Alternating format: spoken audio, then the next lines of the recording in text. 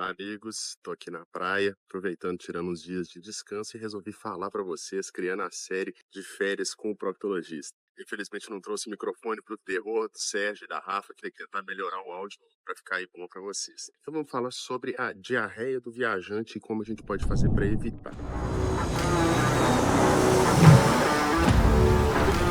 Essa história, né, da pessoa que viaja e tem ali uma diarreia, às vezes uma diarreia intensa, prejudica a viagem, tem que ficar indo ao banheiro o tempo todo, tem que ficar preocupado, né, como fazer. Então vamos ver algumas dicas simples que a gente pode fazer para evitar isso. A principal fonte de contaminação, gente, vai ser pela alimentação. Então quando a gente está em algum lugar isolado, né, às vezes em ilhas, né, o acesso à água potável muitas vezes é difícil. E uma das coisas que eu vejo, muitas vezes pessoas de outros países já fazendo e que a gente muitas vezes não faz, é, enquanto a gente está viajando, tentar privilegiar ingerir água mineral. Por quê? Esse tipo de água ela já vai ser tratada. Então, quando a gente está num lugar isolado, às vezes, como eu falei, numa ilha, o acesso à água tratada e como que ela é tratada é difícil, né? É difícil até da gente saber. Então, quando a gente ingere uma água que pode estar contaminada, a gente está predispondo a quadros, por exemplo, como as gastroenterites. Muitas vezes gastroenterites virais e também gastroenterites bacterianas. As gastroenterites virais são relativamente comuns. Elas muitas vezes vão passar também de pessoa para pessoa. Elas são autolimitadas e normalmente vão ter sintomas menos intensos. Agora, no caso daquelas intoxicações bacterianas, aí sim o quadro pode ser muito mais intenso, tendo diarreias muito intensas, a presença de muco, presença de sangue, outros sintomas associados, como febre. Então, esse tipo de diarreia muitas vezes vai ser pela alimentação. Então, como eu falei, o primeiro passo para a gente tentar evitar é tentar controlar a origem da água que a gente ingere, especialmente em viagens para ilhas. Outra questão, então,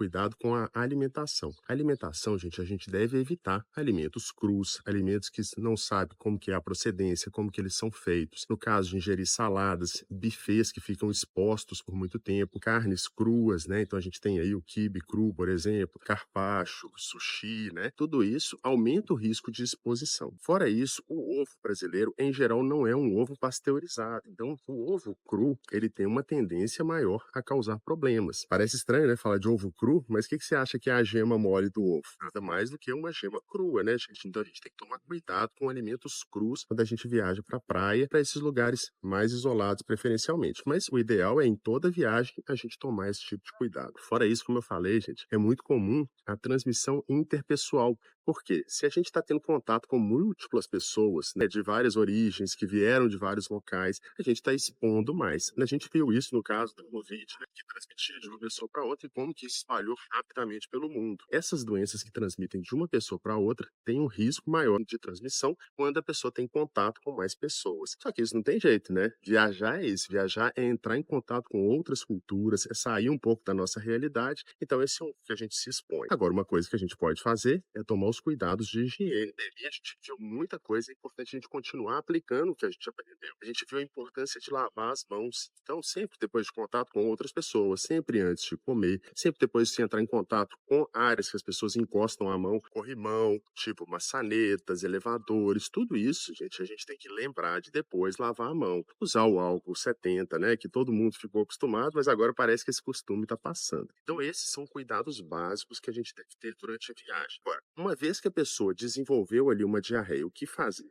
Gente, o primeiro passo e mais importante de todos é muita hidratação. A gente tem que repor o que a gente está perdendo. O que a gente vê muitas vezes? As pessoas estão com diarreia e param de ingerir líquido para tentar ir menos ao banheiro. E isso é a pior coisa que a pessoa pode fazer. Se você para de ingerir líquido, o que vai acontecer? Você vai continuar tendo diarreia, só que você não está repondo o que você está perdendo. Pode até ser que diminua um pouco a diarreia, porque você está desidratando, está faltando água já no seu corpo. Mas essa não é uma boa forma de controlar. Então, assim, o principal problema das diarreias vai ser a desidratação. Então, tem que ingerir muito líquido, muita água e aquela água que eu falei, água controlada, de preferência água mineral. E a gente tem que repor também eletrólitos. A gente tem essas bebidas esportivas que vão ter eletrólitos, vão ajudar a gente a repor. Se você tiver acesso a uma farmácia, tem a opção de comprar soro de reidratação oral, são soluções que já estão prontas para reidratar. E a gente tem também a opção de fazer o soro caseiro, que não é a composição ideal, mas às vezes é o que dá para fazer. Então a gente tem que repor, hidratar bastante. Outra coisa, gente, dependendo dos sintomas, se não for simplesmente o sintoma de diarreia, procurar atendimento médico, especialmente se tiver, igual eu falei,